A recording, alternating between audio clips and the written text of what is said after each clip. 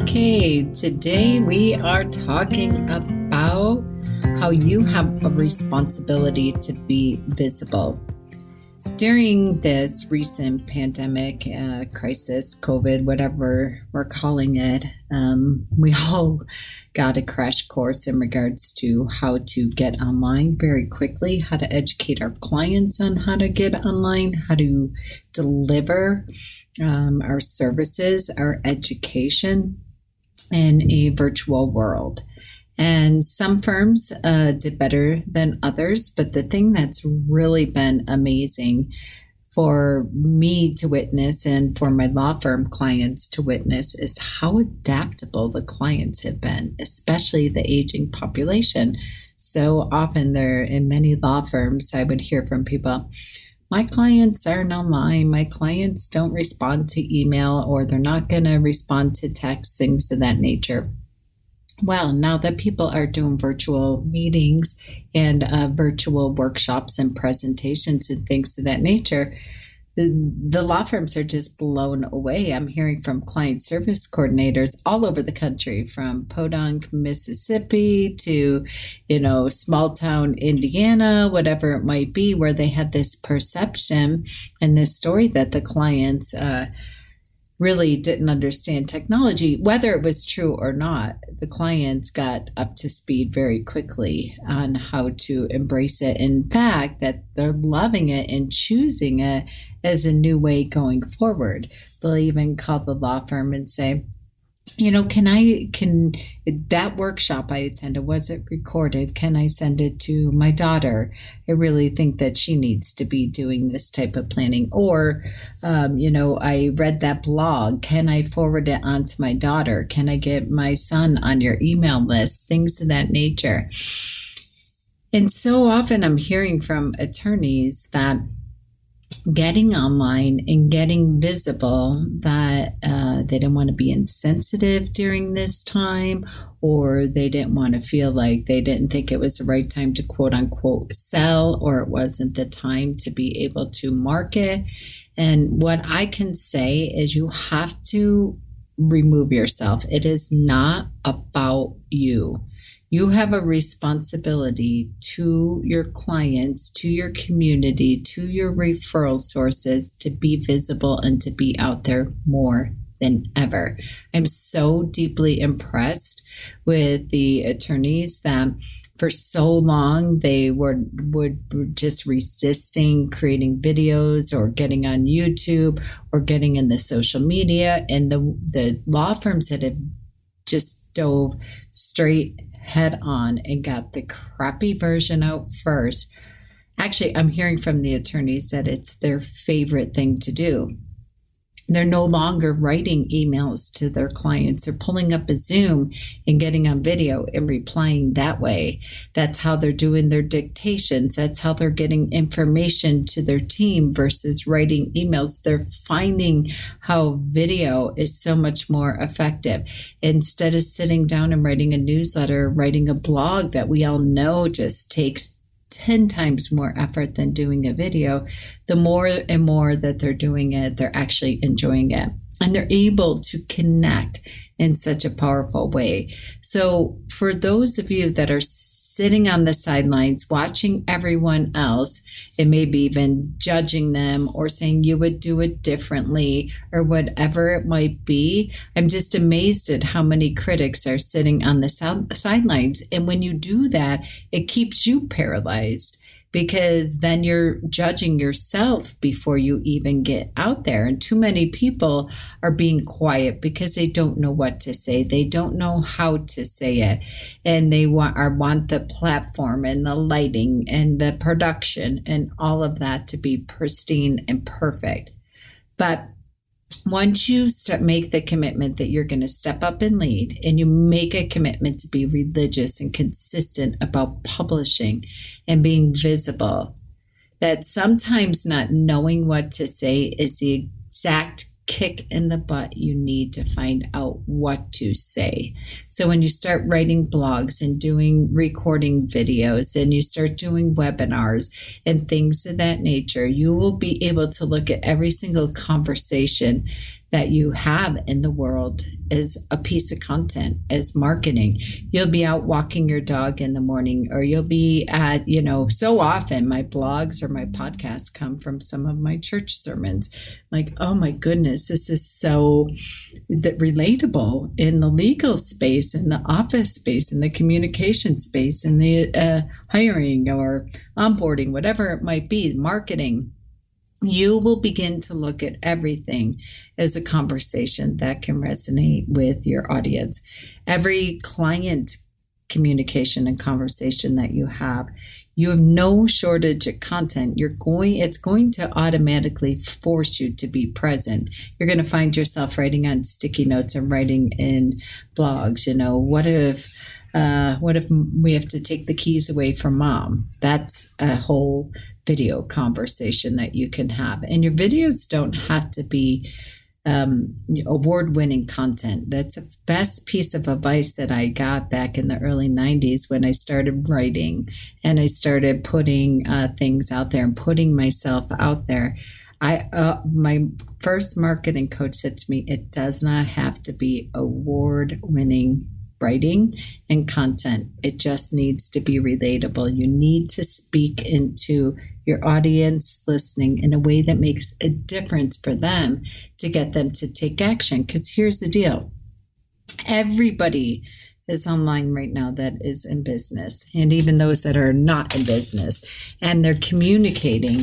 And you don't want your client to get information from somebody else down the street or someone else that's putting out information that might not be exact or be precise or be the truth or be the way that you would recommend that they go through their divorce or their estate planning or their immigration or whatever it might be. You all know you have a secret sauce. You have a special message and a unique value proposition that nobody else does. If you're listening to this podcast, you've been coaching with me, working with me in any of the circles that that I hang out in, you're not the general practitioner. You really have a unique gift and a unique ability and a unique process that will always, always stand out versus the person down the street. And so you have to get that message out there. You have to be speaking into that. So you have the street credibility, number one.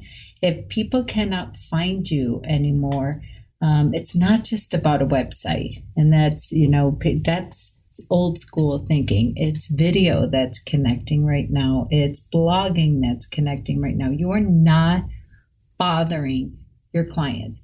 You are not showing up as arrogant or narcissistic or egocentric unless that's the way, let me say this, just by the fact that you're publishing. Now, you got to make certain that your content and the message that you're putting out there is speaking into their problems, their obstacles, and painting a picture of what their future base can be looking like, an alternative vehicle that you can give to them that they hadn't considered or experienced anywhere else. You have the pathway for them. So you're not always selling and making an offer. What you're just communicating to them is what you're going to be teaching them and what you want them to consider that they may not have seen or what they're not seeing anywhere else. And you want to come from a place of authenticity and compassion and an unwavering stand for them. So your clients, your prospective clients, your marketplace, your referral sources want to hear from you. And if you are not visible and you are not documenting your journey of what you're seeing in the marketplace, what you're seeing from clients that come into your office, what you're seeing from people that come into your office and still do nothing, that documenting that journey of nothing to say is the way to find exactly what to say. Let me say that again. When you document the journey, I don't have anything to say, but you come at it from that perspective is exactly the way to find out exactly what to say. Your clients are giving you the information. You actually don't even have to think about what you have to say write about, put on video, anything of that nature.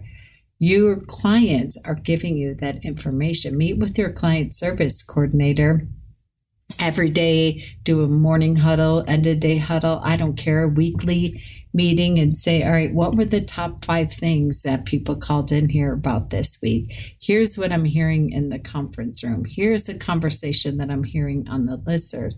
There's no shortage of content, but once you make that unwavering stand and commitment to have the discipline and to be driven to start being able to press for action and commitment and constant growth and helping and serving families and being that difference maker, and you come from that place and you just say, today, I'm making the commitment that I have a responsibility to be visible, because me sitting on the sidelines and not sharing, all of you, anyone who listens to this podcast, I know you are the best in your marketplace.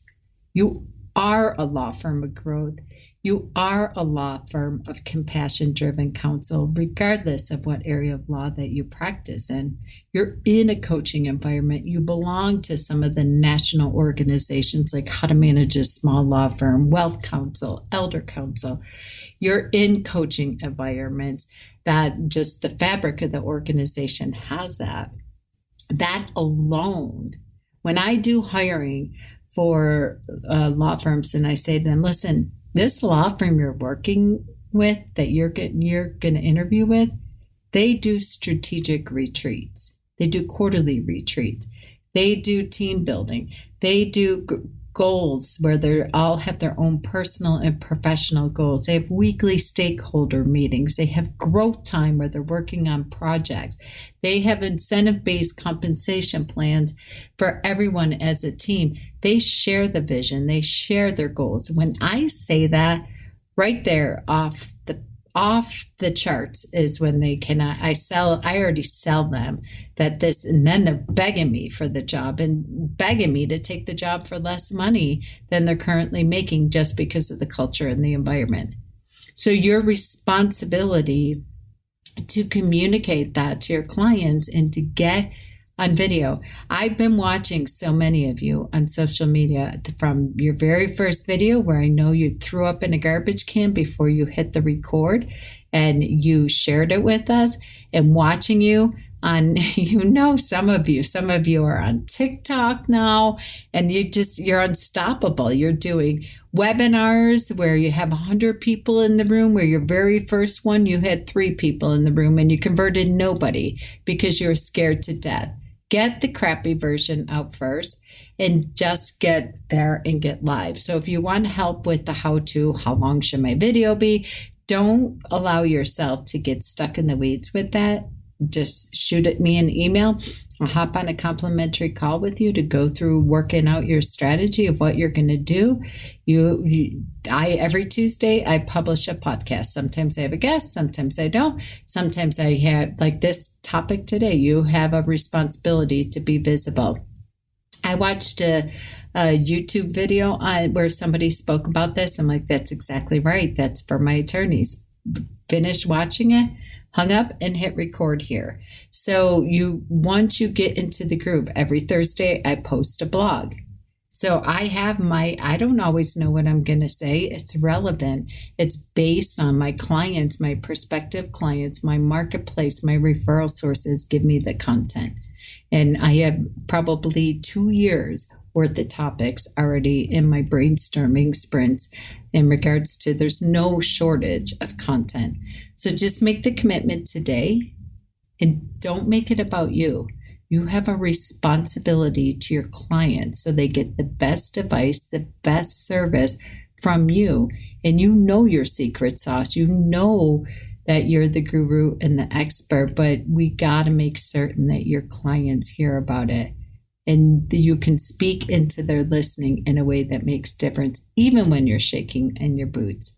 Shake in your boots, show up, do it, and just make the commitment that you're going to have a platform to change the world and step up and lead and be seen as a leader and make the unwavering commitment and be religious about publishing.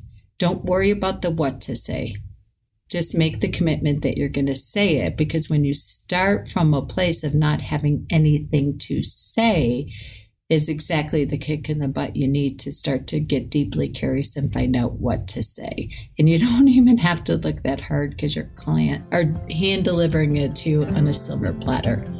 All right, let us know how you do. Until next time.